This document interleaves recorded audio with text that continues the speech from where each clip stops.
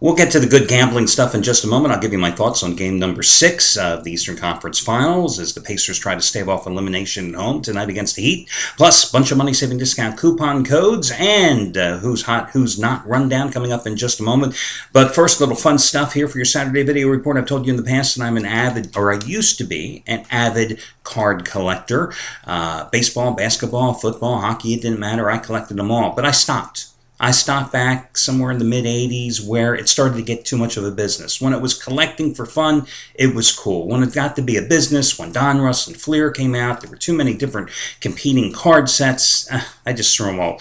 Didn't throw them away, but I'll be honest with you, I haven't opened my card collection in probably 20 years, and I probably have over 20,000 cards. I mean, I was such a diehard collector when I was a kid. I can remember in 6th grade, whose ever mother was going shopping, food shopping, on Saturday morning, we would give our dimes to that particular kid so they could go and buy baseball cards at the pharmacy next door to the supermarket and bring them in for everybody else on Monday. That's how sick we were back then. And this is how sick I was. Not only did I collect the cards, I found a box where I probably have 100 some different wrappers from different years. 1976 Topps. 10 cents, 15 cards. Oh, and you get a stick of gum, too. 1974 football cards. You notice it doesn't say anything about NFL for trademark and copyright problems? Yes, those were the days that they used to, I believe, take the helmets and airbrush them into solid color so you didn't see any team logos or anything. Basketball cards. Oh, my God. Basketball cards. 1976. Yes, basketball with one stick of bubble gum, of course. Hockey cards. Hockey cards, 1977. This one, of course, these are the cards, if you guys collected back then, also came with free photo cards. Little photo cards. That were cool collecting them back then. You get your gum, but you hated when they used to put the gum on top of the photo card because the gum would make this horrible film and ruin your photo card. You know, I was a stickler for collecting perfect cards. Who's this? I gotta remember. Bobby Orr. Little guy by the name of Ken Dryden from Montreal. Marcel Dion. Can you see that? Who's this? Gil Perreault, Buffalo Sabres, French Connection line, Bobby Clark, most hated player in Russia, and most of the NHL when he started for the Flyers. Pro basketball. Yes, not the NBA. Pro basketball. Like, was there another type of basketball? Were you doing ABA cards at the time? Pro basketball. I think this is from 1980. Yes, 1981, when Topps made the fateful decision to go and give you these little 3 cards put together, and they were perforated, and you were supposed to break them up. Like, hold it. I was going to take and get rid of Ron Boone and John Long just so I could keep Magic Johnson in the middle? Seriously? That was an idea that I don't think went over real big with Topps. But anyway, just thought I'd show you that. Let's get to the good stuff here. And today, as I do every single Saturday, God, I've been doing this for almost a year and a half now on every single Saturday, giving you an opportunity to save 25% today. The percentages change, although it has been damn steady here. It's 25%. As I tell you, those of you that are still playing right now, you guys are the diehards just like me. You know it's easy to make money in baseball. You know the NBA playoffs can be profitable. So normally where the percentage is 20% most of the year on Saturdays, I always up it during this time of year to reward you, the loyal guys that, as I said, are diehard junkies like me, with an added bonus. And you can save 25% off your total purchase today simply by using coupon code SATURDAY25. Saturday, SATURDAY, and the number 25. Saturday 25 will save you 25% off your total purchase today. Okay, repeat after me because I'm going to do this fast because after doing this for about 75 straight Saturdays, it gets boring even to me.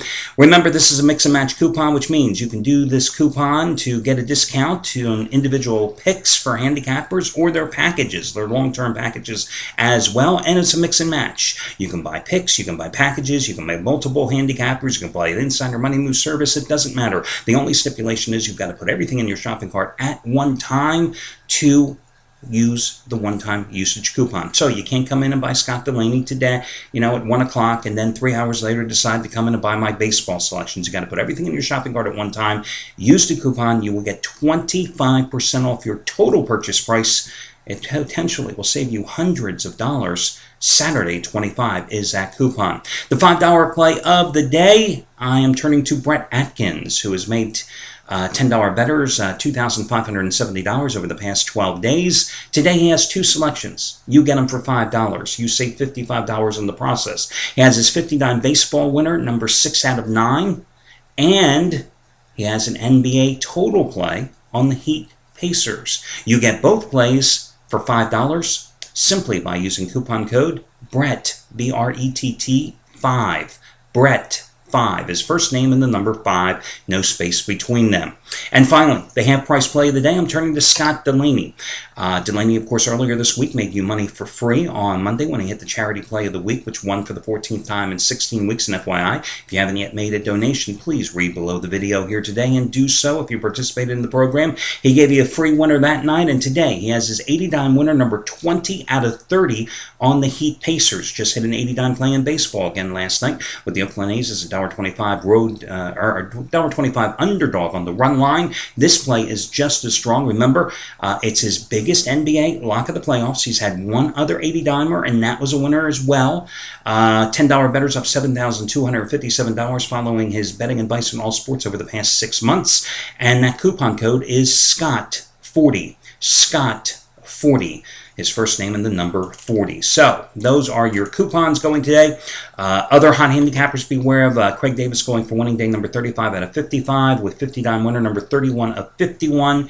On Miami and Indiana, your side selection $10 better up over $3,500 in the playoffs following his betting advice. They're up over $8,500 in all sports since November. As for me, guys, yesterday I ran a special promotion where you could save $50 off my 15-dime baseball release, which again matches the biggest baseball play of my career, which I'm 19-7 with those plays this season and 13-3 with them the past 5 weeks alone. And for the 5th time this season, I had a game either rained out or snowed out.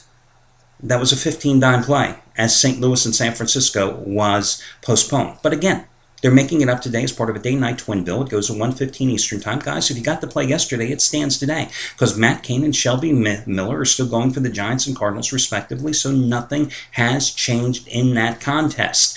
And I also have today a 5-dime play, which, matter of fact, 5-dime winner number 17 out of 23 on the Cubs Diamondbacks, which is on the nighttime card, as I go for winning day number 31 out of 42.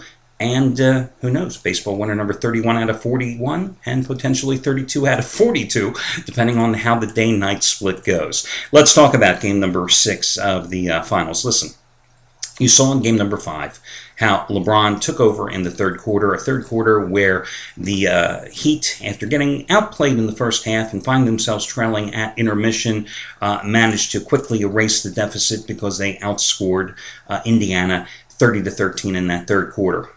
Here's the deal. They won the game 90-79, and Indiana was a 7.5-point dog.